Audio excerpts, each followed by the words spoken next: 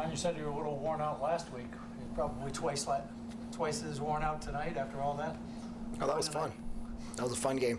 Two great lacrosse teams battling for first place, and went to the wire as expected. Coach, what was the biggest difference in the game tonight from the previous Toronto matchup? I think the biggest difference for me was the intensity. I think we matched their intensity. I think they had their way with us in Toronto, and our goal today was to match their intensity. They have a lot of guys who pressure the ball, great on loose balls, just doing the little things right. And we have to continue. We have to do that better than we did in Toronto. Run off the floor, get loose balls, just battle. All right, like today, you can see at the beginning of the game we had some chances, and we had two great goalies. And Rose played well, Maddie played well. The ball started dropping in the second half, and that's a big difference. Yeah, what led to more scoring in the second half on both sides, and maybe specifically to? Yeah, listen, it's hard to score in lacrosse. It's the hardest way to score is 5-on-5, and you can see the sides of the net. There's not a lot of room with these goalies, and there's nights where you can't miss, and there's nights where obviously you can't score. And it's just a matter of having confidence, and your lacrosse stick is different than a hockey stick. Like lacrosse stick is very personal. It's like it could be off quite easily. You can be aiming somewhere and it goes somewhere else. So it's just a matter of getting your stick fine-tuned.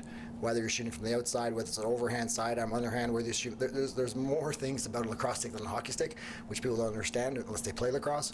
But just having your stick on, and that's what we've been working on. Just finding your shots that work for you.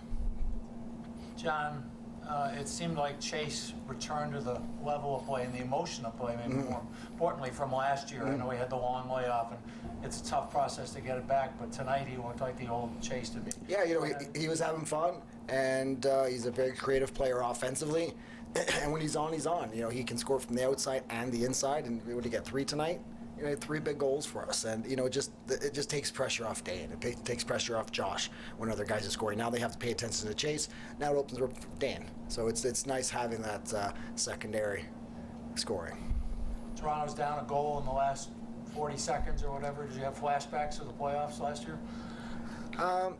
Actually, I didn't think about last year. I thought about, I didn't think of that at the moment. When we make you throw the ball down the floor, missed, and then they came back, then I started thinking about last year when they scored, just like with, 1 more second on the clock, right? I started thinking about that, but I think after halftime when they scored 6-on-5, we changed up our 6-on-5 defense, and I thought we did a great job of keeping them at bay, and then Mickey said, 8-second violation, might as well just throw it at the net. There's cardinal sin, throwing that ball to the empty net. Usually good things don't happen when you miss.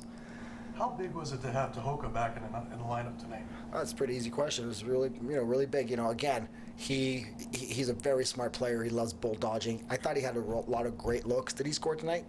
Yes. One. That's right. Yeah. He had the one, and he had a lot of opportunities. And again, he's missed 6 weeks, so he's got to get his timing, his shooting back on, and that takes some time. So hopefully he just gets better a little bit better next week, even though he was great today.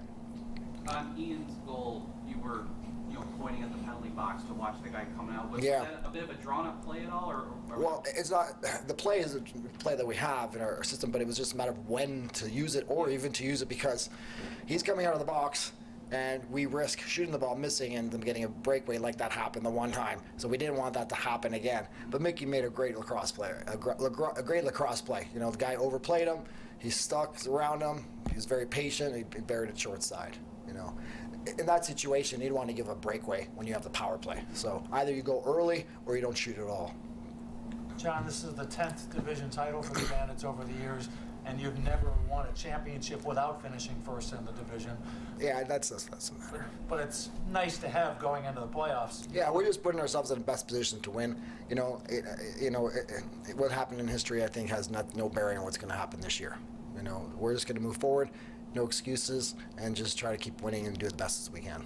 How important is that home floor advantage if it does come into play in the playoffs? Well, you see the crowd tonight. Well, that brings a lot of energy to our team, and how do you not play your hardest in front of those guys? I think when you're on the road, it's a different routine, you're a different city, different food. You have to travel. Being home, you're very used to your accommodations, the food, the timing. It's just easier. and then you have these fans in front of you. They're like having that extra player on the floor, that extra motivation. So it's a big deal, especially in the one-game playoff in the quarterfinals. And it's only 2 out of 3, so those games matter very quickly. You know, you look at hockey, right? These guys are playing best of 7. Teams lose first game, and then they win the second game. So you know, what I'm saying is they got 7 games to make mistakes. We have no room for error. So having the home floor advantage is very important right off the bat. John, you're the biggest part of this team's history, but tonight, a couple off-the-floor people got recognized for their service to this club. It's Swenny and Gertz. Can you just talk Swenny about and? Gertz? Yeah, Gertz, yeah. 350 games Yeah. for Gertz. Just as someone that's been around this team, obviously, as you have, just having them as part of the Bandit experience. Yeah, they're part of our team, as you know. Like, you know, Chris obviously is more recognized in our in-game as he gets the crowd going, and he's been doing it for 30 plus years, and you know, comes up with great names, nicknames, expressions for guys, and he gets the crowd going. He does a great job of it, and he's very professional about it. You know, over the years, there's been arenas where they've had announcers that are maybe a little bit insulting to some of the visiting players. Chris has always been a true professional, and you know, his son Brett's a big part of our team, and we love having them around him. And we feel that they're part of our team. I know he's just an in-home announcer, but you know, he's there a lot, and they're part of the family. And same with Gertz. You know, Gertz, you don't see him in home, but he travels with us. He is not afraid to give us some insights on the game and tell us what he thinks, and he's great at having as well. John, I don't know what the whole week playoff picture was like and the top seeds overall and all that. I assume next week you'll have to come up with a full effort against Albany just to make sure of things.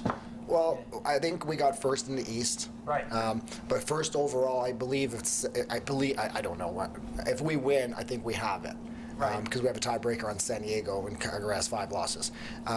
You know, as you know, we've had a lot of injuries, and this was the first game in a long time we've had a full offense. So we're definitely trying to find that chemistry going into the playoffs. So we're going in to Albany to sort of solidify first overall in the league, but also just fine-tuning everything. We're not taking them lightly. They're a good team. They beat us first game of the year. Thanks. Thanks, guys. Thank you.